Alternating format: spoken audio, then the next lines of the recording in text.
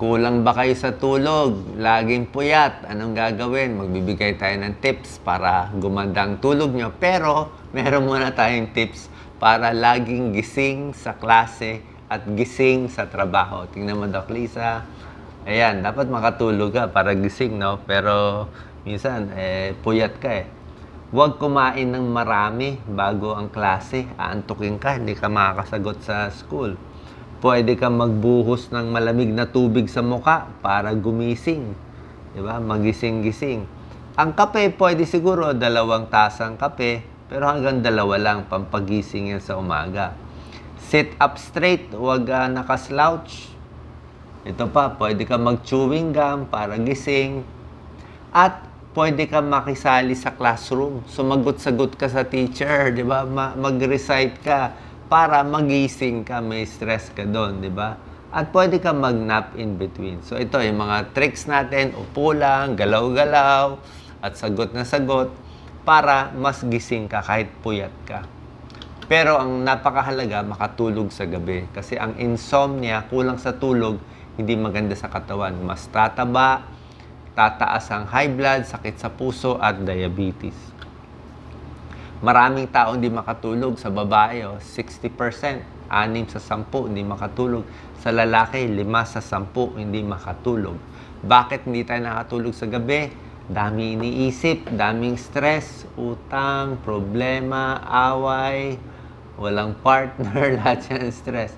Ihi ng ihi sa gabi, depressed, hindi rin makatulog, may masakit sa katawan, may psychiatric problem.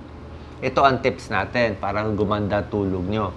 Pag gabi na, iwas na sa kape, alak, mga sigarilyo, yan, sa gabi, mga stimulants, kasi lalong hindi ka makakatulog. Yung umiinom ng alak, oo nga, maaantok ka, pero yung tulog mo, hindi masarap. Ang tulog ng lasing, hindi masarap. Parang may hangover din sa umaga.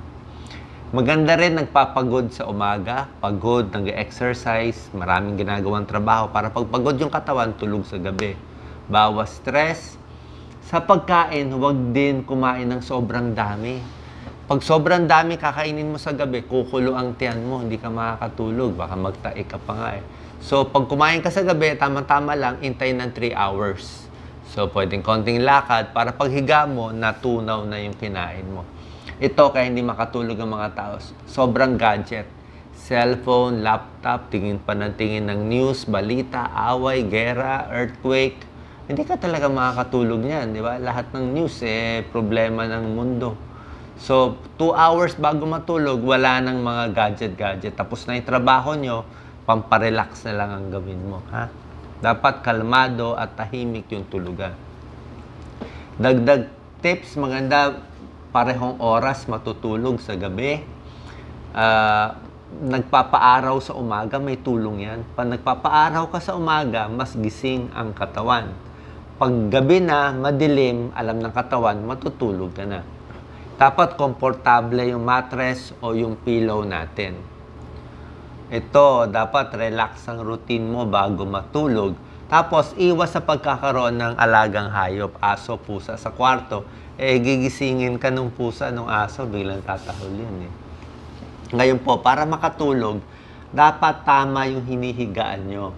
Huwag sobrang lambot. Tingnan nyo to. Sobrang lambot, nakalundo. Sasakit ang likod niya. Oh. Huwag din sobrang tigas. Kita mo, ma-stiff neck siya. Oh. So, huwag sobrang lambot. Huwag sobrang tigas na kutsyon. Dapat yung tamang-tama lang. Yan. Para diretso ang likod ng tao. Pagdating sa position, pwede nakatihaya. Okay to para matulog. Pwede nakatagilid. Tihaya o tagilid. Pag tihaya, maganda to, hindi ka magkaka-wrinkles. Maganda rin to, less neck pain, less back pain.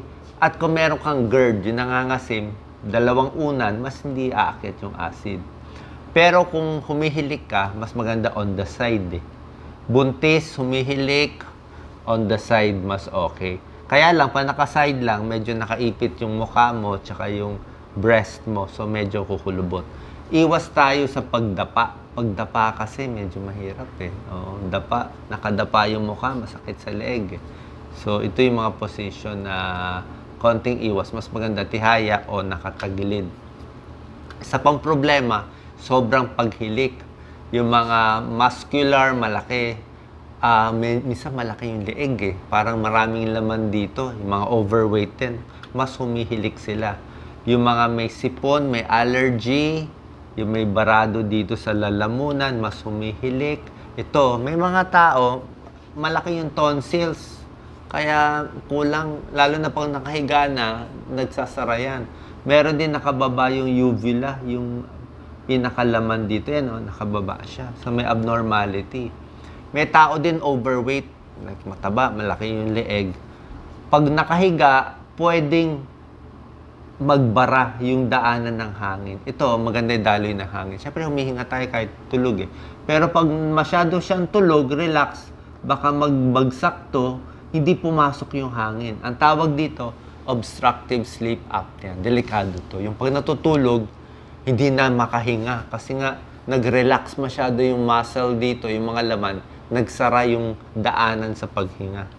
So, pag nangyari yan, may heart attack, high blood, may namamatay. Ibang klaseng snoring yan. Yung hilik na hihilik, tapos biglang hihinto. Tapos parang gaganon. Magigising dahil nga nawalan ng oxygen, tapos hihinto na naman sa paghinga. Merong mga test yan. Papatest tayo sa pulmonologist, merong mga sleep clinic, at merong mga gadgets na kinakabit para sa may sleep apnea. Pero meron tayong home remedy, yung talagang hindi magandang paghilik.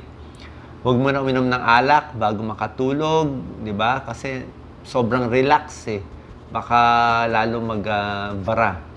Kung may allergy, gamutin, matulog na nakatagilid, bawas timbang.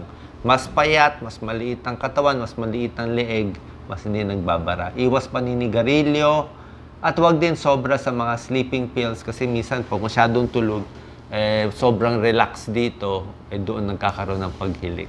So sana po nakatulong tong video para sa magandang pagtulog.